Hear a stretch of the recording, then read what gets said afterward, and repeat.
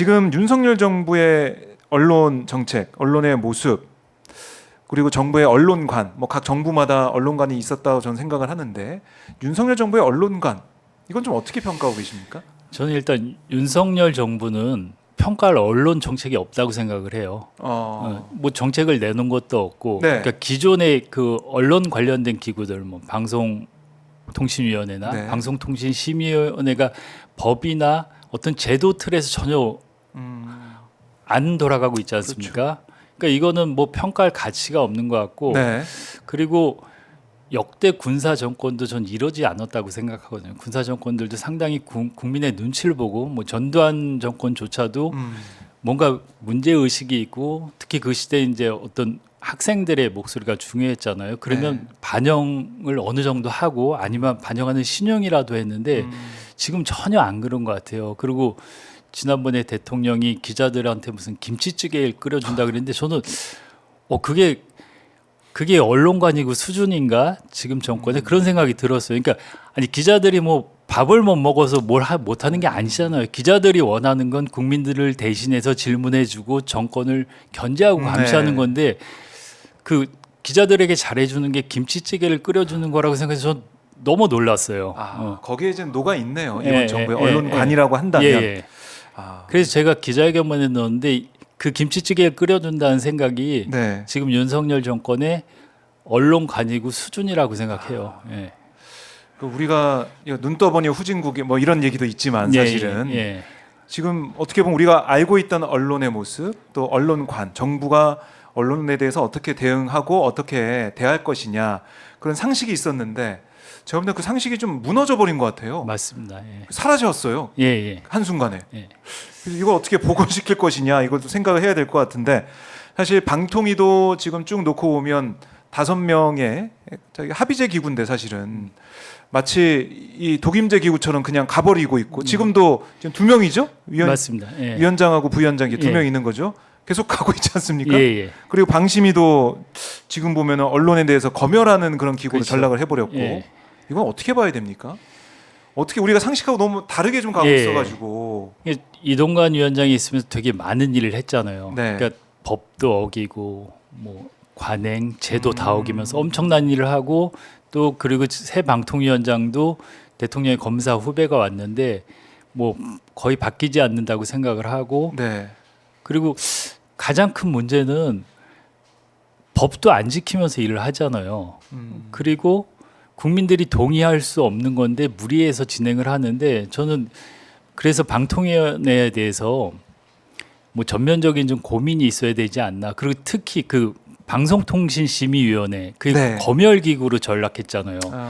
너무 심각한 문제로 그러니까 저는 그 방심위가 네. 어떤 글로벌 스탠다드 뭐 가령 뭐 아동학대 문제라든가 이런 큰 틀에 대한 어떤 규제나 이런 건 필요하지만 모든 기사나 뉴스 리포트에 대한 검열을 하고 있잖아요. 네. 그리고 그게 정권의 입맛에 맞냐 안 맞냐에 따라서 아하.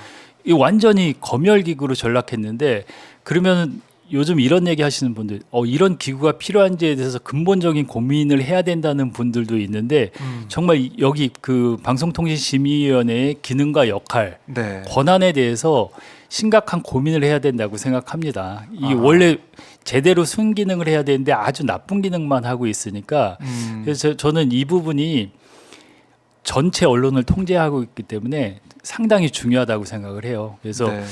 그 어떤 보안입법을 해서 이걸 바로 잡든지 아니면 사실 법도 안 지키기 때문에 이런 일이 생기거든요. 네. 그러니까 지금 뭐 법률에 따라서 다 뭐 위원 선임 이런 것도 다 돼 있긴 하지만 그게 사실은 뭐 지금 야당 추천 의원들은 다 쫓겨난 상황 아니겠습니까? 그러니까 지금 6대 1인가 됐잖아요. 네. 근데 역대 그런 적은 없거든요. 다 그 여야의 그 어떤 구성은 맞춰줬는데 그거를 해임시키고 6대 1의 일방적인 이거는 역대 정권에 이런 적은 없는 것 같아요. 그러니까요. 이게 대한민국의 기관으로 독립적으로 업무를 수행하는 민간 독립기구다 이렇게 돼 있는데 네. 지금 정의는 돼 있는데 과연 이렇게 우리가 볼 수 있을 것이냐? 예. 그냥 정권의 입맛에 맞는 그런 결정만 계속 내리고 있는 게 아니냐 이런 얘기가 나오고 있는데 특히 현 정부에 대해서는 비판적인 보도를 하면 고소고발을 당하고 맞습니다. 특히 이번에 바이든 날리면 이 보도 심의 뭐 이 부분이나 네. 그리고 사실 뭐 법적으로 이제 선고가 났지만 1심 선고가 있었지만 이 바이든인지 날리면인지 모르겠다고 하면서 정정 보도를 해야 된다. 이런 법원의 판단도 나왔고 1심밖에 안 끝났는데도 불구하고 방심위가 다시 또 이제 심의를 강행하고 있고 JTBC 이번에 이제 매출 배추 논란도 있었지만 네. 그 자막을 잘못했다라고 했는데도 불구하고 이걸 또 이제 징계를 하겠다는 거 아니에요? 네. 이거 너무한다. 그렇죠. 너무 과하다 이런 생각이 들어요. 너무 과하고 저는 저희 국민들의 수준 상당히 높거든요. 음. 우리 국민들이 이걸 모르겠습니까? 저는 국민들의 수준은 충분히 그걸 감당하고 그 이상인데 말도 안 되는 아주 저급한 수준이 정말 처참한 지경이에요. 네. 하는 걸 보면 국민들이 날리면도 그걸 모르겠습니까? 근데 그런 결정을 하고 또 법원의 결정을 앞서서 가이드라인처럼 자꾸 결정을 하지 않습니까? 네. 그래서 저는 아까도 말씀드렸지만 방송통신심의위원회에 대해서 근본적인 고민을 해야 되는 이유가 그거라고 생각을 해요. 네. 참 언론 생각을 하면은 아마 많은 분들이 답답해 하실 것 같은데 지금 현재 구도에서는 또 어떻게 바꿀 수가 없으니까 네, 네. 이런 거고 또 지금 본 방심이나 선방위가 MBC 뉴스하이킥 라디오 여기 중징계를 내리면서 진행자인 신장식 변호사가 하차를 결심하기도 했습니다. 이거는 사실 밖에서 볼 때는 고심할 수밖에 없겠다. 왜냐하면 이렇게 해서 문제 삼잖아요. 그렇죠. 그럼 나중에 재화가 과정에서도 감점이 되니까 네, 그렇죠. 불안하게 되고 네. 이거 어떻게 봐야 됩니까? 그 뭐냐면 갑자기 제어가 얘기를 네. 하시니까 제가 네, 제수인 제어가 이제 제어가가 그동안은 요식행위였어요. 음. 갑자기 이제 얘기가 약간 다른 데로 갔는데 네네. 제가 이제 ITV 시절에 제어가가 있었어요. 아. 방송 제어가가 있었는데 그때 이제 ITV에서 무슨 일이 있었냐면 네. 저희 그 당시 ITV 회장 현직 회장이 방송을 사유하는 문건을 발견했어요. 그 문건의 내용이 뭐냐면 그 아무개 회장 이미지 고양 플랜 이런 제목이었는데 거기에는 네. 그 누구 회장을 위해서 회장의 차기 인천시장 선거의 승리를 위해서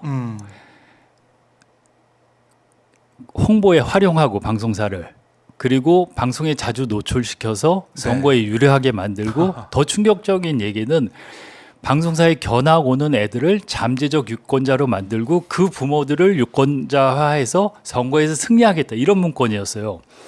엄청나게 그래갖고 이제 충격적이네요. 그 문건을 받고 저희가 네. 확인을 했어요. 그 만든 기획사에. 근데 회장은 자기는 모른다 그러고 했더니 기획사에서 이제 회장이 요청을 해서 만들었다. 그래갖고 저희가 그 문건을 갖고 프레스센터에서 폭로 기자회견을 네. 했어요. 현직 회장, 우리 회장이 이랬다. 방송을 사유한다. 아하.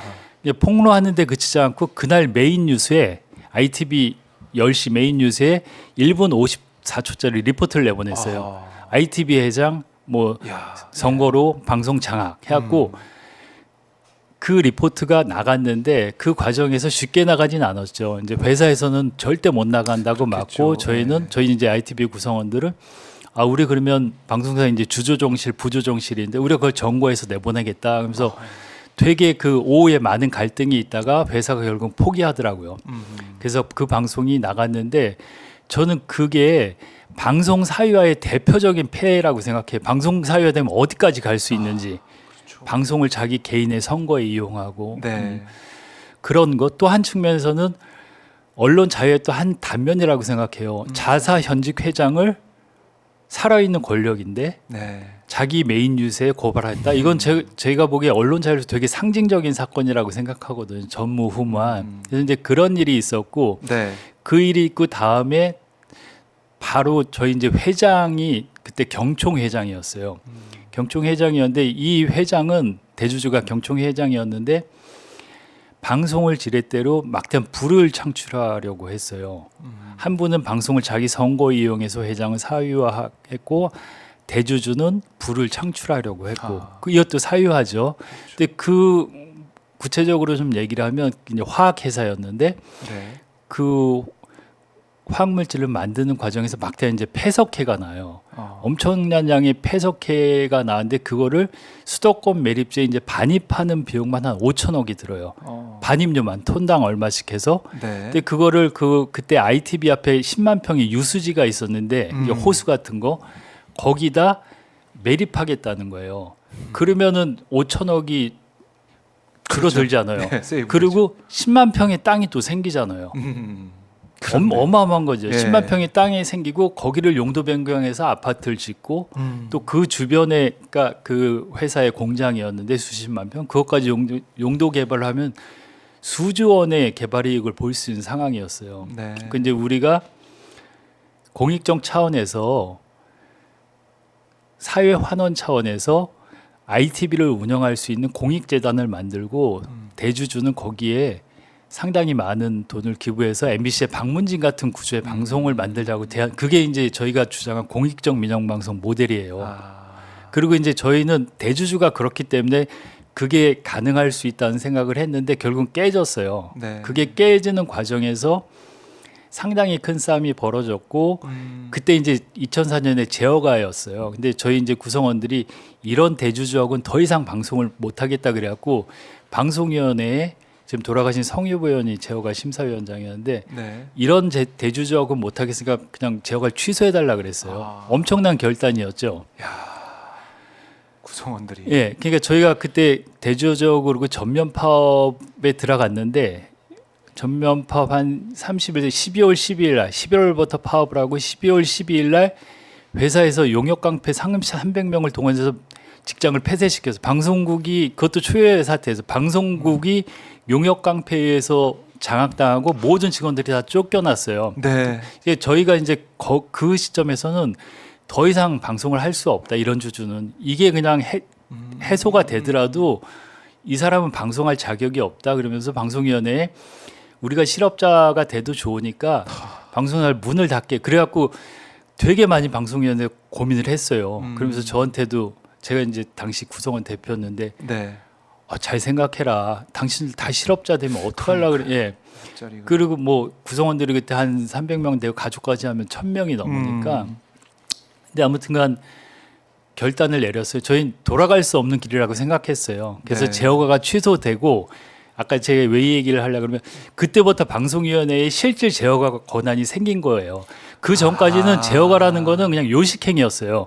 그냥 제어가 뭐 기간이 되면 어디는 기간이 되면? 3년에 한 번, 5년에 한 번 되면 그냥 제어가 해주는 하고 거. 네. 근데 저희가 이제 제어가가 취소되면서 방송위원회가 막강한 권한을 주게 된 거예요. 제어가 때 어디든지 제어가 탈락시켜서 문을 닫을 수 그렇죠. 있게 됐다. 근데 선례가 그게 생겼으니까. 아까 신장 얘기했는데 네. 그런 게 이제 거기까지 갔는데 이게 이제 순기능을 해야 되는 건데 지금은 예, 그러니까 그런 페널티 때문에 방송사들이 다 조심을 하거든요. 하나하나에서 이 벌점이 많아지면 제어가에서 그러니까요. 감점이 되니까. 감점이 돼서 아주 심하면 취소가 될 수 있으니까 그러니까 사실 저는 이제 제어가 제도 개선에 큰 역할을 했다고 봐요. 저희가 살신성인을 해갖고 실질적으로 제어가가 작동되게 제도적인 개혁을 이뤄냈는데 아까 또 그 말씀을 하시니까 또 여러 가지 생각이 드네요. 그때는 어떻게 보면 순기능을 했다라고 보면 근데 이제는 약간인데 네. 근데 전 전체적으로는 순기능이라고 생각해요. 요식행위의 제어가는 그거는 안 된다고 생각해요. 그런데 지금 보면은 뭐 신장식의 뉴스 아이킥 이것만 해도 지금 계속해서 그렇죠. 계속해서 이제 네. 이 의견 진술을 받고 하면서 중징계 쪽으로 가다 보니까 방송사 입장에서 부담스럽고 제가 잘못했나요? 아유 그렇지 않죠. 이 제도를 악용하기 칼자를 쥐고 있는 예. 방통위 방심의 모습을 보면서 예. 이걸 또 어떻게 보면 언론에 순응하는 그러니까 정권에 순응하는 언론을 만들려는 예. 그런 모습이 아닌가 이런 비판이 있을 수밖에 없는 예. 거죠. 그러니까 제어가라는 틀을 가지고 방송사 언론사를 옥죄고 있는 이런 예. 모습 이건 잘못된 거죠. 예. 거기에 대한 분노 많은 국민들이 하고 계신데 그렇다 보니까 지금 정부의 언론 장악이 실제적으로 나타나고 있고 제어가라는 그 틀이 있기 때문에 방송사 언론사도 조심하게 되고 그러니까 계속해서 이 악순환이 되다 보니까 언론의 자유가 사라지고 있다. 맞습니다. 예. 언론의 이제 보도를 어떻게 우리가 믿을 수가 있냐 이렇게까지 얘기가 나오는 거 아니겠습니까? 네. 그럼 지금 방심위 구성 여야 6대 1인 상황인데 정상적인 심의 운영이 안 되는 거잖아요, 사실은. 그렇죠. 예. 이거 그러면 방심위를 어떻게 해야 됩니까? 그러니까 요즘 나오는 얘기가 네. 방심위를 이런 얘기까지 하시는 분들이 있어요. 그래서 일부는 좀 기능을 축소해야 되지 않냐. 무소불의 권한을 두는 예, 것좀 예. 보이니까. 근데 사실은 법을 안 지키고 너무 월권을 하고 그렇기 때문이거든요. 네. 근데 사실 지금 정권 통제가 안 되니까요. 그래서 저는 그 언론 민주화 진영이 더 좀 힘을 모아서 네. 좀 갈 수밖에 없고 그리고 총선에서 심판할 수밖에 없지 않나 싶습니다. 참 4월 10일 총선이 정말 예. 중요하다. 예, 그런 예. 거 보면 이렇게 여러 가지 문제점 저희가 얘기하고 있지만은 여기에 대해서 우리 목소리를 실질적으로 낼 수 있는 게 바로 총선이니까 네. 투표가 중요하다 이런 말씀이신데 사실 이 방심이 얘기하게 되면은 유일임 방심위원장 저는 지난번에 그 속보 떠서 경찰이 방심이 압수수색한다고 했을 때 이 청부민원 예. 이거 제가 수사나 보다 했는데 그게 아니었어요. 내부 직원 이 청부 민원 논란을 만든 그러니까 이걸 이제 고발한 이 공익 제보자라고 볼 수 있는 내부 직원 압수했더라고요. 관련해서. 저도 깜짝 놀랐는데요. 사실 그 정도면 저는 군사 정권도 사퇴를 시켰을 것 같아요. 근데 거꾸로 말씀하신 것처럼 제보한 직원을 색출해서 처벌하고 네. 그리고 그 다음에 한 게 야당 추천위원들 2명 해임시키고 그렇죠. 오고 저는 이게 정말 무슨 상식인지 모르겠어요. 우리가 상상할 수 없었던 예. 상상 그 이상의 일들이 벌어지고 있다. 예. 볼 수 있는데 이 청부 민원 논란도 그러니까 이게 정보가 어떻게 나왔는지 공익 제보를 통해서 우리가 알게 됐다라고 얘기하고 있는데 그 내용을 보면 유일임 위원장과 관계 있는 가족을 포함해 가지고 관계 있는 사람들이 다 민원 넣은 거 아닙니까? 그렇죠. 그 민원을 바탕으로 예. 심의를 하고 있고 중징계 쪽으로 가고 있다 맞습니다. 보니까 이게 문제다. 청부 민원 논란이다 이렇게 이름 붙였는데 반대로 이걸 잘못된 사항을 고발했다고 이 내부 직원을 지금 수사하고 있다. 이건 그러니까 모든 게 어떻게 되죠? 똑같. 이 건도 그렇고 네. 김건희 여사 명품백도 무슨 지금 뭐 맞아요. 뭐 이런 식으로 함정 취재다 이런 몰카 공작이다. 본질은 어디 가고 이제 그런 거 갖고 문제 제기했는데 이게 지금 정권인 것 같아요. 어떤 이슈가 불거지면은 그거 좀 맞대응할 수 있는 예. 다른 카드로 예, 이슈 덮는 식으로 예, 해가지고 맞습니다. 프레임을 짠다 예. 이런 생각인데